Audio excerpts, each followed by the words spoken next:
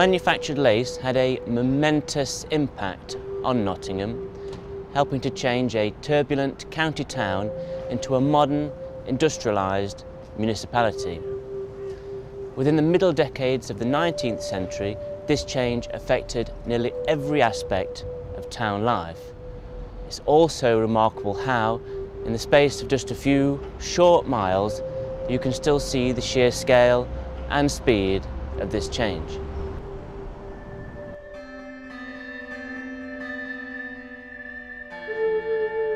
The manufacture of mechanised lace first emerged in the 1760s. The town's prosperity having been built on the hosiery industry, that is, the manufacture of cotton stockings using machines powered by hand.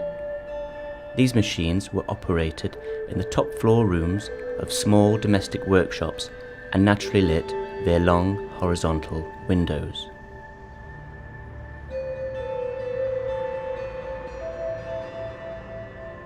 Amidst this backdrop, many framework knitters were experimenting with their machines and developing technology which could produce patterned lace for scarves, shawls and curtains.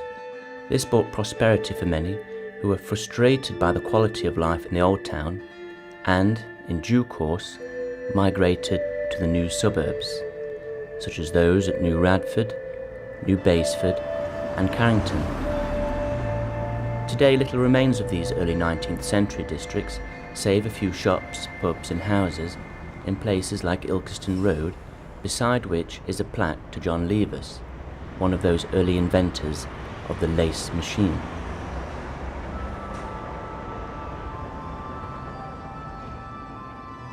This new prosperity would have been short-lived were it not for two contributing factors during the 1840s. The growth of the railway network and the authorisation for the town to build on its neighbouring fields. The subsequent building boom of the 1850s saw houses built by the thousand and factories and warehouses by the hundred. In these buildings the industry had clearly progressed. Lace machines were no longer powered by hand, but now driven by steam power and operated by skilled lace workers.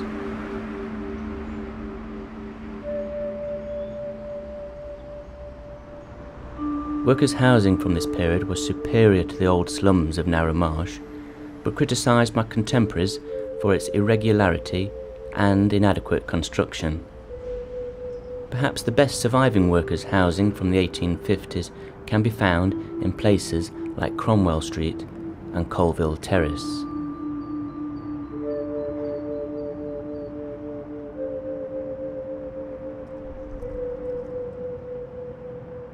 Middle-class housing survives in greater number, in places like the Park Estate.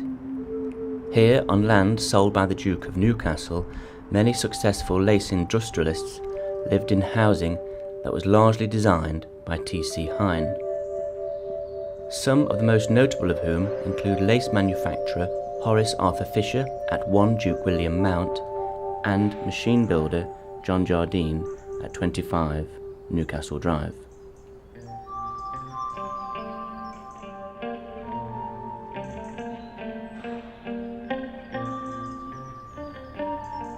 The most visible sign of this success is the lace market. This was a concentration of warehouses built by various firms where lace was finished, marketed and sold. As such, the appearance of these buildings was given the utmost attention, the most notable of which are those off Stony Street, such as Adams, Birkin and Hayman.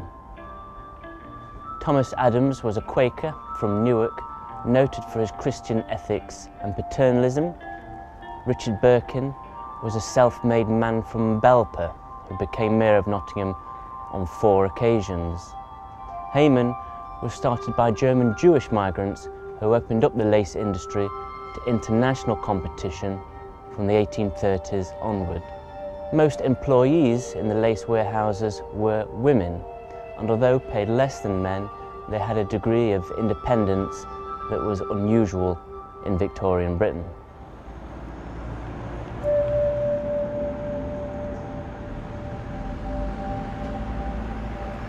Lace manufacturing suffered gradual decline for most of the 20th century and almost disappeared by the 1990s, a result of international competition, changing fashions, and industrial policy.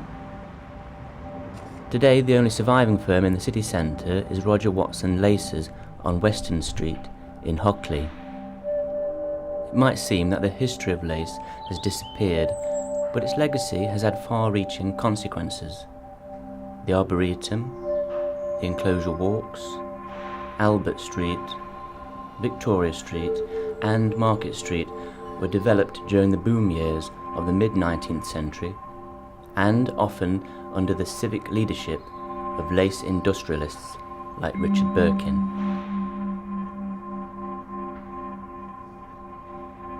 But it is perhaps the economic and cultural consequences which are the most profound.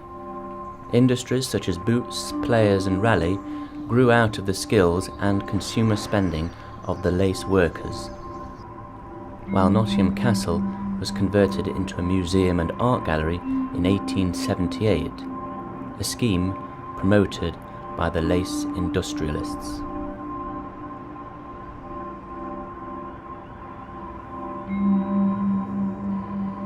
The College of Art and Design, later Nottingham Trent University, was originally built in 1865 for the development of lace design. Likewise, the Arkwright building was originally financed from a secret donation believed to have been from Lewis Hayman.